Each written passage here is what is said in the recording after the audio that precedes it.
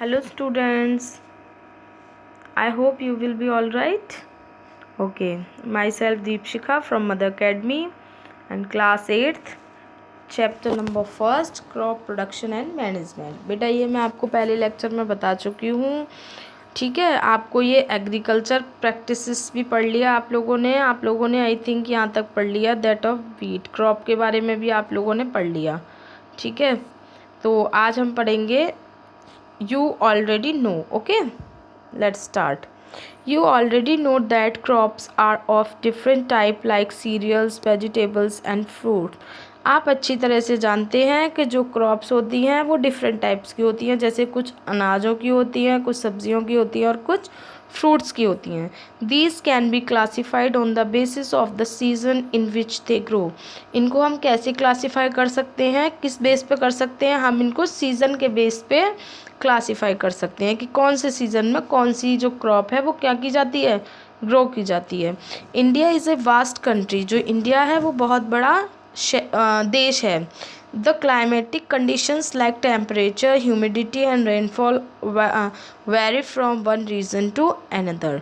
जो climatic conditions हैं, जैसे टेम्परेचर है, ह्यूमिडिटी है और रेनफॉल है, वो एक रीजन से दूसरे रीजन में क्या है, डिफरेंट है। Accordingly there is a rich variety of crops grown in different parts of the country.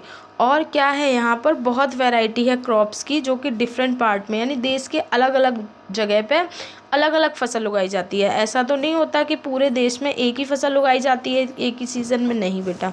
वहाँ की क्लाइमेटिक कंडीशंस के बेसिस पे अलग अलग जो क्रॉप्स है वो ग्रो की जाती है। Despite this diversity two broad cropping patterns can be identified, these are. और इस डाइवर्सिटी के अकॉर्डिंग ही जो दो क्रॉपिंग पैटर्न्स हैं उनको क्या किया गया है, पहचाना गया है। मतलब दो तरह की क्रॉप्स होती हैं, उनके बारे में बताया जाएगा। तो आपकी जो फर्स्ट क्रॉप है बेटा वो है आपकी खरीफ क्रॉप, ठीक है। फर्स्ट है आपकी खरीफ क्रॉप्स, खरीफ की फसल। The crops which are sown in the rainy season are called kharif crops. जो फसलें रेनी सीजन में यानी बारिश के मौसम में उगाई जाती हैं उन्हें क्या कहते हैं, kharif crops. The rainy season in India is generally from June to September. जो रेनी सीजन होता है इंडिया में वो ज़्यादातर कब होता है, जून से लेके सितंबर तक। Paddy, maize, soybean, groundnut and cotton are kharif crops, ठीक है। तो जो पैडी है यानी कि जो धान है, मक्का है, सोयाबीन है, मूंगफली है और कॉटन है, विकाई की फसलें हैं खरीफ। एक तरह से आप बोल सकते हैं जो खरीफ की फसल होती हैं वो जून से लेकर सितंबर तक ग्रो की जाती हैं। फिर सेकंड होती है आपकी rabi crops. The crops grown in the winter season October to March are called rabi crops, ठीक है। जो क्रॉप्स विंटर सीजन में अक्टूबर से लेकर मार्च तक उगाई जाती हैं उन्हें क्या कहते हैं, rabi crops. Example of rabi crops are wheat, gram, pea, mustard and linseed, ठीक है। ये सब उसके क्या हैं, एग्जाम्पल हैं। Besides these pulses and vegetables are grown during summer at many places. और इसके अलावा जो दाल हैं और सब्जियां हैं वो गर्मियों में, है ना, बहुत सी जगह पर कहाँ क्या होती हैं, गर्मियों में उगाई जाती हैं। जैसे इस समय अब गर्मियाँ चल रही हैं तो आपने देखा होगा सब्जी की खेती बहुत ज़्यादा हो रही है, ठीक है। अब नेक्स्ट आते हैं बेटा हम basic practices of crop production. जो बेसिक प्रैक्टिस होती है क्रॉप प्रोडक्शन की वो, तो बूझो आपसे कह रहे हैं why paddy can not be grown in winter season.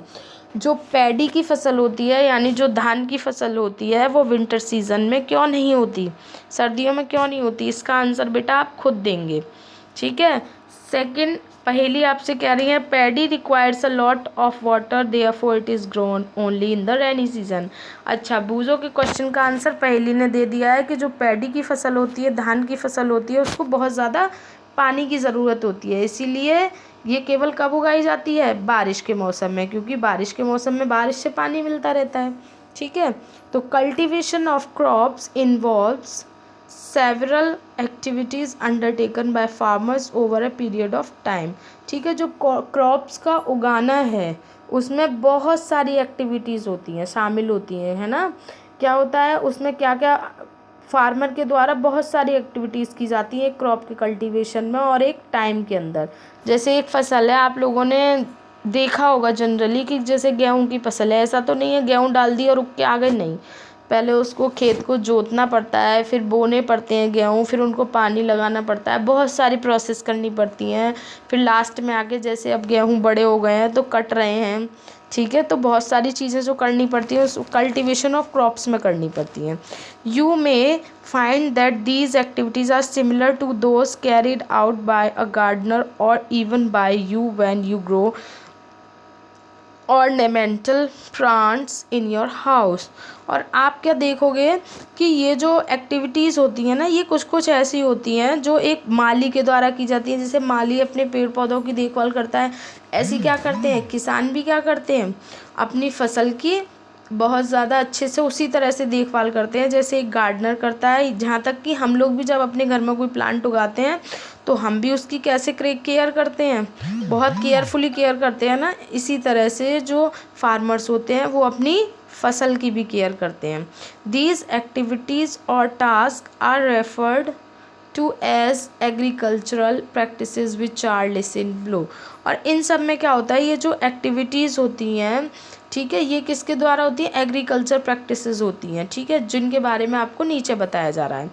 तो सबसे पहली एक्टिविटी हो गई प्रिपरेशन ऑफ सॉइल। सबसे पहले क्या करा जाता है, सॉइल को इस काबिल बनाया जाता है कि आप उसमें खेती कर सको, ठीक है। फिर होती है यानी जो खेत को प्लो करा जाता है, जोता जाता है, ठीक है। फिर हो गया शोइंग यानी बोना, बीज बोना। फिर थर्ड नंबर हो गया एडिंग मैन्योर एंड फर्टिलाइजर्स। उसके बाद इसमें खाद मिलाया जाता है और फर्टिलाइजर्स डाले जाते हैं। फिर होता है नेक्स्ट फोर्थ नंबर इरिगेशन यानी सिंचाई करी जाती है। फिर फिफ्थ नंबर होता है आपका प्रोटेक्टिंग फ्रॉम वीड्स। वीड्स से क्या की जाती है, जो खरपतवार होती है उससे प्रोटेक्ट किया जाता है अपने पौधों को। फिर होती है हार्वेस्टिंग यानी कटाई फसल की। और लास्ट में सबसे लास्ट में होता है आपका स्टोरेज, ठीक है। ये क्या होती हैं, एग्रीकल्चर प्रैक्टिसेस होती हैं।